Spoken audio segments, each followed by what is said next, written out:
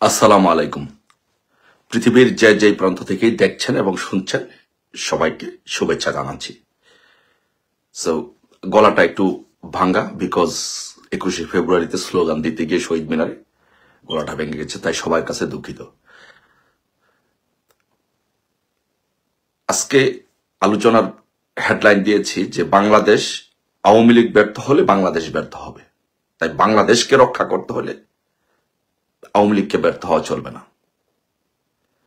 কারণ আমরা দেখেছি যে আপনি যদি শুধু এখন না, বর্তমান প্রেক্ষাপটে না, আপনি যদি অতীতের ইতিহাসও দেখেন, যখন আওয়ামী লীগ বিপদগ্রস্ত হয়েছে, যখন আওয়ামী লীগ বাধাগ্রস্ত হয়েছে, তখন বাংলাদেশ বিপদে পড়েছে। আবার যখন আওয়ামী লীগ জেগে উঠেছে, তখন বাংলাদেশ জেগে উঠেছে। বাংলাদেশ আওয়ামী লীগ এবং বাংলাদেশ দুটি পরস্পর সমার্থক শব্দ, একে অপরের পরিপূরক। কারণ এই বাংলাদেশটির জন্ম হয়েছিল বাংলাদেশ আওয়ামী লীগের নেতৃত্বে। তাই বাংলাদেশ আওয়ামী লীগ ছাড়া এই দেশকে কেউ বেশি ভালোবাসে না এবং এই দেশকে কেউ বেশি দিতে পারে না, এবং এই দেশের উন্নয়নে এর চেয়ে বড় ভূমিকা কেউ রাখতে পারে না। তাই বাংলাদেশ আওয়ামী লীগ যদি ব্যর্থ হয় তাহলে দেশ ব্যর্থ হবে। তাই দেশের প্রয়োজনে বাংলাদেশ আওয়ামী লীগকে সফল হতে হবে। আপনারা দেখেছেন যে ৭১-এর মুক্তিযুদ্ধে বাংলাদেশ আওয়ামী লীগ কিন্তু এই দেশটিকে স্বাধীন করেছে। আবার ৭৫-এ যখন বঙ্গবন্ধুকে ষড়যন্ত্রের মাধ্যমে হত্যা করা হয়, তখন বাংলাদেশ কিন্তু একটি খাদের কিনারায় গিয়েছিল। সেই খাদের কিনারা থেকে দীর্ঘ পথ পরিক্রমায় আবার বঙ্গবন্ধু কন্যা শেখ হাসিনা যখন দলটির হাল ধরে, তখন বাংলাদেশ আবার আস্তে আস্তে ঘুরে দাঁড়াতে শুরু করে। তারই ধারাবাহিকতায় ১৯৯৬ সালে আওয়ামী লীগ যখন ক্ষমতায় আসে, তখন বাংলাদেশ আবার উন্নয়নের এবং সঠিক ট্র্যাকে চলে আসে। এইভাবে ধারাবাহিকতায় বাংলাদেশ আওয়ামী লীগ যখনই বাংলাদেশের হাল ধরেছে, বাংলাদেশের মানুষের ভাগ্য উন্নয়ন হয়েছে। বাংলাদেশ আওয়ামী লীগ যখন হাল ধরেছে, বাংলাদেশ আওয়ামী লীগ যখন সফল হয়েছে, তখন বাংলাদেশ সফল হয়েছে। তাই এইবারও আওয়ামী লীগের বিরুদ্ধে যে ষড়যন্ত্র হয়েছে, আওয়ামী লীগের বিরুদ্ধে যেই স্টিম রোলার ষড়যন্ত্র করে চালানো হয়েছে, তার থেকে উঠে বাংলাদেশ আওয়ামী লীগকে ঘুরে দাঁড়াতে হবে, ব্যর্থ হলে চলবে না। আর বাংলাদেশকে রক্ষা করতে হলে অবশ্যই আমি এদেশের জনগণকে বলবো, ছাত্র জনতা, কৃষক, শ্রমিক, মেহনতি মানুষ, পেশাজীবী মানুষ, বুদ্ধিজীবী মানুষ, সংস্কৃতি মনা মানুষ, সকলকে বলবো, আপনারা যদি দেশকে বাঁচাতে চান তাহলে আওয়ামী লীগকে বাঁচাতে হবে, আওয়ামী লীগের পতাকা তলে আসতে হবে, আওয়ামী লীগকে ঐক্যবদ্ধ করতে হবে, আওয়ামী লীগকে সহযোগিতা করতে হবে। আর যদি সেটি করতে ব্যর্থ হন তাহলে দেশ ব্যর্থ হবে। আর সেটি করতে পারলে আওয়ামী লীগ, বাংলাদেশ বাঁচবে। আজকে আপনি দেখেন, আজকে পত্রিকায় এবং বিভিন্ন জায়গায়, সামাজিক যোগাযোগ মাধ্যম সহ পত্রিকার সব জায়গায় নিউজ আসছে। কি নিউজ আসছে আপনি দেখেন।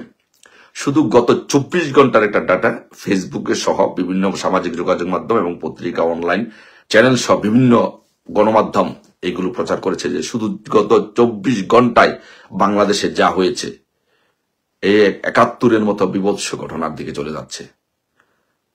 বাসে ৪ ঘন্টা যাবৎ একটি বাসে ডাকাতি হয়েছে, বাসের ভিতরে নারীদেরকে ধর্ষণ করা হয়েছে। আজকে শিশুরা ধর্ষিত হচ্ছে, বিভিন্ন জায়গায় নারীরা ধর্ষিত হচ্ছে, নারীরা লাঞ্ছিত হচ্ছে। সংস্কৃতি কর্মীরা বিভিন্ন জায়গায় যারা যাচ্ছে শোরুম উদ্বোধন করতে, তাদেরকে বাধা দেওয়া হচ্ছে, তাদেরকে দেওয়া হচ্ছে না। আজকে শহীদ মিনারে ফুল দিতে দেওয়া হচ্ছে না, শহীদ মিনার ভেঙ্গে দেওয়া হচ্ছে, গুড়িয়ে দেওয়া হচ্ছে। বাউল আব্দুর রশিদ সরকারের, যিনি একজন প্রখ্যাত সাধক এবং বাউল, তার উরুসের মধ্যে হামলা করে তার যেই ভক্তবৃন্দ আছে তাদেরকে আহত করা হয়েছে, তাদেরকে রক্তাক্ত করা হয়েছে। আজকে বাংলাদেশের ২৪ ঘন্টায় অনেক জায়গায় ডাকাতি হয়েছে, ছিনতাই হয়েছে, চাপাতি দিয়ে কোবানো হয়েছে, নারীরা ধর্ষিত হচ্ছে। এই কি বাংলাদেশ? বাংলাদেশ কেমন ছিল শুধু একবার একটু চিন্তা করে দেখেন। গত শেখ হাসিনার ১৫টি বছরের শাসন আমলে, ১৬টি বছর শাসন আমলে বাংলাদেশ কেমন ছিল? বাংলাদেশ কোথায় ছিল? বাংলাদেশ মনে হচ্ছে আস্তে আস্তে মধ্যপ্রাচ্যের মতো, ইউরোপের মতো, সিঙ্গাপুরের মতো একটি দেশ হয়ে যাচ্ছিল। আজকে সেই বাংলাদেশকে আজকে কোথায় গিয়েছে? আজকে সেই বাংলাদেশটা আজকে খাদের কিনারায় চলে গিয়েছে। আজকে তালেবান আফগানিস্তানের চেয়ে তো ভয়াবহ পরিণতির দিকে যাচ্ছে এই বাংলাদেশ। তাই আমি বলবো বাংলাদেশ আওয়ামী লীগকে বলবো, বাংলাদেশ আওয়ামী লীগকে অবশ্যই জেগে উঠতে হবে। বাংলাদেশ আওয়ামী লীগকে ব্যর্থ হলে চলবে না। বাংলাদেশ আওয়ামী লীগকে অবশ্যই বাংলাদেশকে রক্ষা করতে হবে, নেতৃত্ব দিতে হবে। তাই শুধু বাংলাদেশ আওয়ামী লীগের নেতা কর্মী না বা সহযোগী অঙ্গ সংগঠনের নেতা কর্মী না, আমি বলবো বাংলাদেশের